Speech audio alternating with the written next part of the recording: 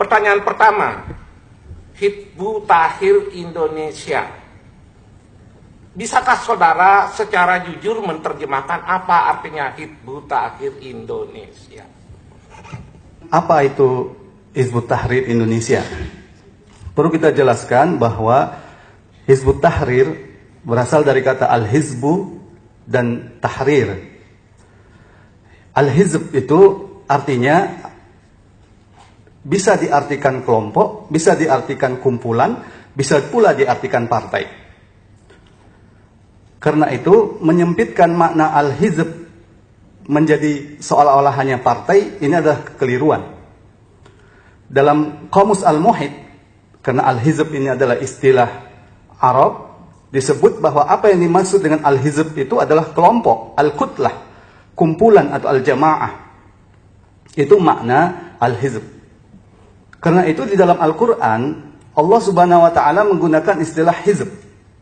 Dalam surat Al-Ma'idah 56.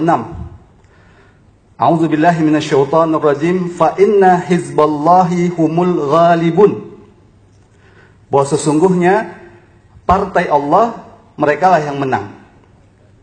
Tapi makna partai di sini bukan dalam makna partai politik yang seperti kita pahami. Karena itu istilah penggunaan al-hizb tidak bisa dimaknai partai politik dalam istilah yang selama ini kita lihat gitu ya. Karena istilah ini merujuk kepada Al-Qur'an. Kemudian kenapa disebut at-tahrir, pembebasan? Karena Hizbut Tahrir ini berdiri untuk membebaskan manusia dari penyembahan kepada makhluk, hanya menyembah kepada Allah Subhanahu wa Ta'ala dengan tunduk kepada seluruh syariah Islam. Hizbut Tahrir juga berjuang untuk membebaskan manusia dari penjajahan kapitalisme, liberalisme yang terjadi di negeri-negeri Islam. Dan untuk membebaskan itu, karena kita adalah seorang muslim dan kita berkumpul sebagai seorang muslim, kita menawarkan syariah Islam sebagai solusi untuk membebaskan negeri-negeri Islam termasuk Indonesia dari penjajahan. Kenapa kita menyebut sebagai tahrir? Kemudian apa yang menjadi dasar dari berdirinya, apa yang menjadi tujuan dari Hizbut Tahrir? Dalam kitab Ta'rif, di sana jelas disebutkan Hizbut Tahrir itu bertujuan isti'naful hayatil islamiyah, melanjutkan kehidupan Islam. Dengan cara apa? Dengan cara menerapkan seluruh syariah Islam.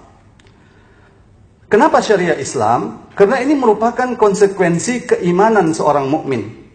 Bahwa konsekuensi keimanan seorang mukmin kalau dia beriman kepada Allah, dia harus tunduk kepada seluruh syariah Islam. Jadi ini bagian dari keimanan kami.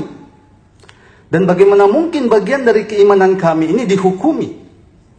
Padahal negeri ini menjamin kebebasan berkeyakinan, kebebasan beragama. Demikian pula, apa yang menjadi dasar dari pendirian Hizbut Tahrir? Ini adalah surat Ali Imran. Wal takum minkum ummatun yad'una ilal khair wa ya'muruna bil ma'ruf wa yanhauna 'anil munkar. Jadi kita itu berdiri berdasarkan surat Ali Imran ini. Hendaklah ada sebagian dari kamu berupa kelompok yad'una ilal khair, yang mengajak ke jalan Islam. Dalam beberapa kitab tafsir, al-khair itu dimaknakan dengan al-Islam. Pertanyaannya, bagaimana pula di negeri yang kita mengatakan asasnya, dasarnya adalah Pancasila, sementara sila pertama adalah ketuhanan yang Maha Esa, mengajak ke jalan Islam ini dilarang? Ini yang menjadi pertanyaan kami. Sementara yang selama ini kami ajak itu hanyalah Islam, berhukum pada hukum Allah, menjalankan Al-Quran dan As-Sunnah. Inilah yang selama ini kami ajak. Karena itu, kami juga menyedihkan ya ketika khilafah ini dikaitkan dengan ISIS tadi. Yang kita ingin perjuangkan itu bukan khilafah ala manhajin ISIS, tapi khilafah rasidah ala minhajin nubuwah. Dan ini adalah perintah Rasulullah sallallahu alaihi wasallam. Karena itu para ulama, para imam mazhab telah sepakat bahwa wajib atas kaum muslimin untuk mengangkat khalifah. Sementara inti dari khalifah itu adalah al-ukhuwah, persatuan. Yang kedua adalah syariah dan dakwah. Karena itu ketika ini dianggap sebagai ancaman negara ini, bagaimana mungkin? Padahal yang kita perjuangkan adalah syariah Islam yang bersumber dari Allah Subhanahu wa taala yang memiliki sifat yang Ar-Rahman Ar-Rahim. Saya kira itu yang menjadi jawaban pula kenapa ketika 4 poin tadi disampaikan dalam Muktamar Khilafah kita tidak mencegahnya. Kenapa? Karena yang disampaikan itu adalah ajaran Islam. Bagaimana mungkin ketika ajaran Islam itu disampaikan di depan kami melarangnya? Kan tidak mungkin. Padahal Islam itu adalah ajaran kami. Islam itu adalah keyakinan kami. Saya kira itu poin yang bisa saya jawab terkait dengan pertanyaan tadi. Assalamualaikum warahmatullahi wabarakatuh. Waalaikumsalam.